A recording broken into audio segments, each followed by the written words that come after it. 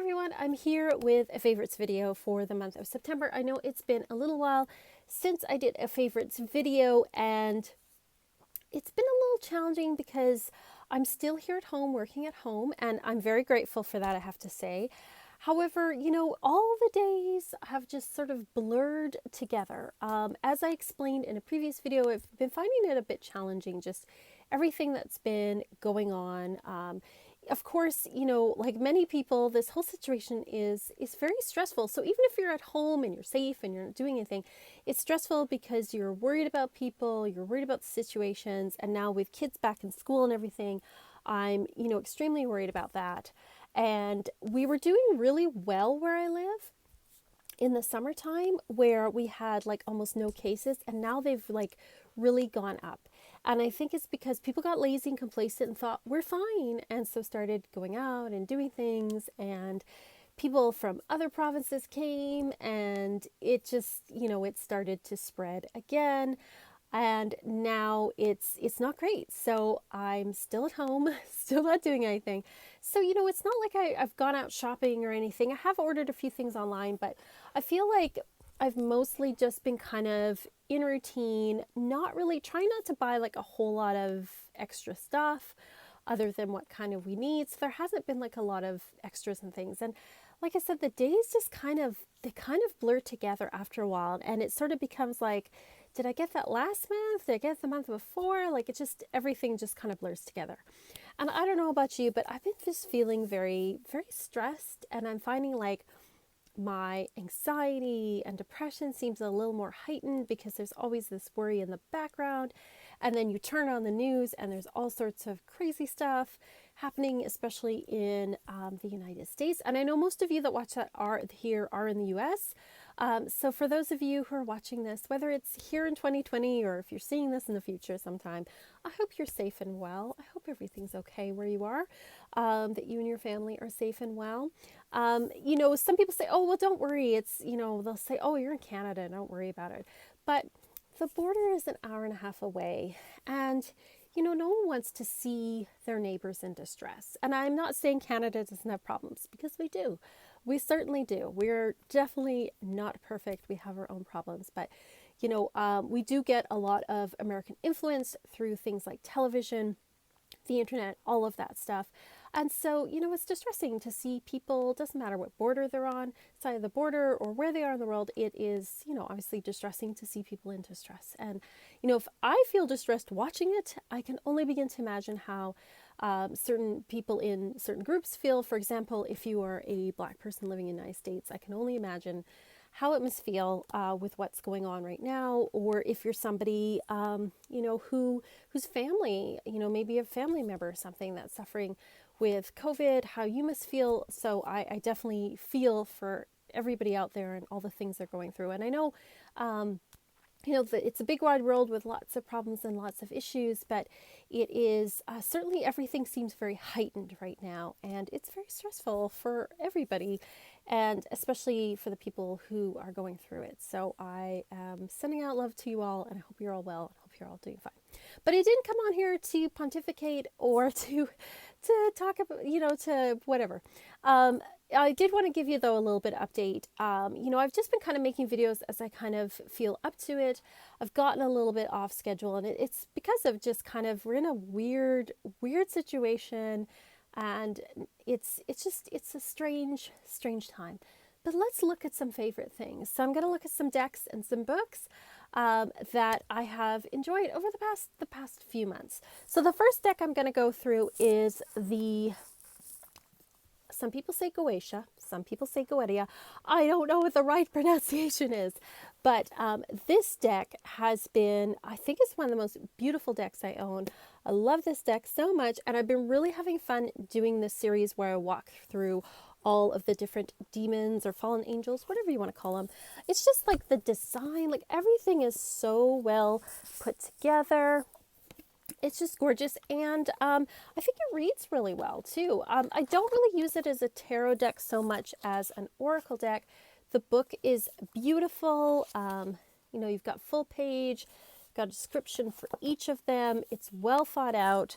It's not just slapped together, and the cards are like black and silver, which have made it like really hard to photograph these, but they are like stunningly gorgeous. Like the ring light makes it look way more rainbowy than in real life. To me, it just looks very silver and black, but it doesn't quite show up in the camera. But yes, it is a very beautiful, beautiful deck. I've enjoyed working with it, and it's very different than other things that I've owned. I have to say, too, that this customer service was excellent, because I was missing some of the coins that come with this, and they shipped me out not just the 2 I was missing, but a full set of it, and I was very, very grateful for that. I think that's wonderful. It came with a beautiful bag and a beautiful altar cloth, and I've just been enjoying it. It's nice to have something that's really, really nice like this, and it's just very different, and I've enjoyed learning about these different entities and talking about them. So I'm glad those of you, I've gotten some good feedback. People are enjoying it as well. We're learning together, and that's a lot of fun and something to do while we're all in various states of craziness around the world. I also have to say, too, I am also worried about my British friends and family, because I know things have been going up there a lot, and it's just worrying and troubling, and I hope everybody's doing okay. To all of you in the UK, because I know UK people, you watch it too, I hope you guys are doing well as well, and everything's okay. So anyway, enough of that. The next thing that I have is the Darkwood Tarot. So this was one that I had pre-ordered, and I got it in August, I think. It is the Llewellyn deck. I know not everybody loves Llewellyn cardstock, but I don't mind it if it's a bit thinner. It's easier to shuffle, that's for sure. It's got a little bit of a gloss on it. It isn't too matte. I don't care for matte decks. It's beautiful, though. The artwork is just lovely. I love the idea of the border and how the picture goes over and into the borders. So it's kind of like the best of both worlds. You have a border. It is also somewhat borderless in that the picture goes all the way to the edge. It's a very feminine deck. It's a very graphic type deck, like the artwork. Makes me think of like graphic novels and things like that. So it's very, it's not the most diverse deck. It's very white, but it is still a beautiful deck. And I think that, well, Abigail Larson, like this is just her style. She's the artist, her particular drawing style. I do have some darker there, so that's good. But I do like to see I like to have some diversity in my decks, that's for sure. But it's beautiful. It's perfect for this time of year because it's got a bit of a Halloween, dark, spooky kind of vibe to it. And I really love that. And I've been pairing it with the Les Vampire Oracle, and I think they pair together really well. Next, and part of this I have to say is also the book. The book is excellent. It is written by Sasha Graham. And first of all, the book is beautiful. You get these full page color pictures, and then you get a full page or 2 of description of it. It's gorgeous, but it's not just gorgeous. The information in here is really great. The interpretations, how the whole Major Arcana weaves a story. It's really great. She has both upright and reversed meanings. I think it's well written, and I was impressed by the guidebook, because a lot of times the guidebook I sort of half read it and I'm like, oh yeah, it says what everything else says. I really like the way that she interprets this. I think that it is well thought out. It's got like a little key phrase, and then it's got a keyword or a key phrase about what it means. You've got some information about what the picture is and why they pick that symbology. And then it's got the meaning and then the shadow, which is the reverse meaning. So I am impressed that they put this together really well. The next thing I want to talk about is books. The first one is one I just finished, which is Psychic Witch, which was the book we were doing in the book club on the Patreon. I highly, highly recommend this book, whether you're a beginner or more advanced. This book is really great for just like really practical exercises. It explains things in detail in a way that's easy to understand without talking down to you. It's not the thickest book, but it's packed with information. I think it's really, really great and wonderful. And if you're a new witch, if you're learning about stuff, you could just use this book. You could do like one of the exercises a week. I think there's like 90 some exercises, and you would have like tons of practice, tons of information, and really develop your skills. So it's definitely a doing book where it encourages you to do things. So love this book. I don't agree with everything he says as far as his cosmology or the way that he sees certain energetic centers or the way the aura works, but I agree with most of what he says, and you're not going to agree with everything anyway. Like, I think that's an unrealistic expectation, but I do appreciate the way he explains things, and even the stuff that I don't quite see the same way, I can totally see where he's coming from. And I just, like with any book, take what works for you and leave the rest. But I do highly recommend this book, Psychic Witch by Matt Ayern. I'm probably pronouncing that last name wrong, but that's the book. The next book I've been enjoying is Astrology for Real Life by Teresa Reed, a no BS guide for the astro curious. I would recommend this for beginners who want to go past just like what your sun signs mean. She really gets into the, what the different planets mean, what the different placements mean, what the aspects mean. So if you're looking at learning your birth chart, and I would say start with your birth chart, you can find it for free. Go to astro.com, plug in your day, your time, where you were born. It'll pull up your little charty and you'll have all the information there. And then you can go through this book and you can really learn how to read your chart. And by learning to read your chart, you start to learn how to read other people's charts. So this, again, is not an intimidating book. Again, she doesn't talk down to people, but she explains things really clearly and really well. And I've just, even though I've been doing astrology for a while, I still like to read people's take on things, because a lot of the books I learned from are older now, and I like to hear a bit of a modern interpretation of things. And just like with tarot, I like to read what other people think about it. So I've been enjoying that.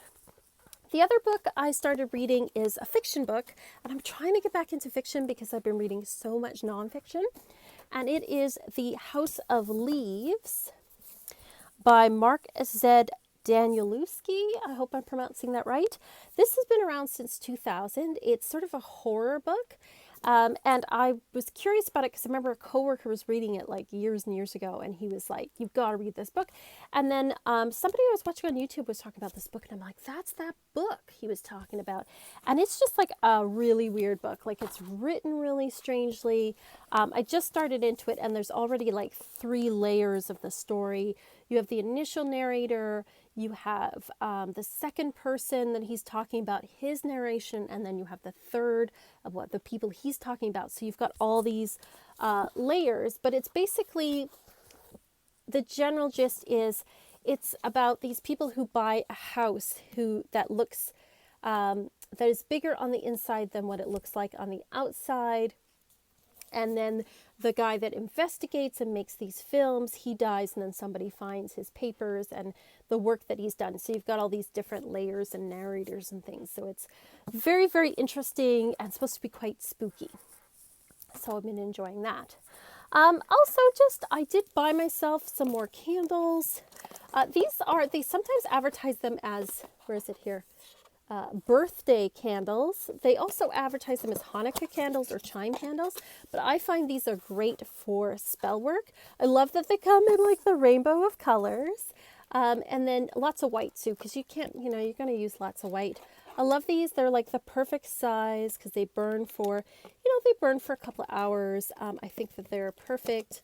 I wasn't able to get to my metaphysical store, so I was glad to pick those up on Amazon. So that's kind of like what I have right now. It's not a ton. Thank you so much for watching this. Thank you for all your support and love. Especially thank you to my patrons, and a big shout out to Marie, Jennifer, and Nathan for all of your love and support at this time. It's been really wonderful. So I hope you guys are all doing well. Thank you for listening to me ramble. You guys are the best. Peace and love and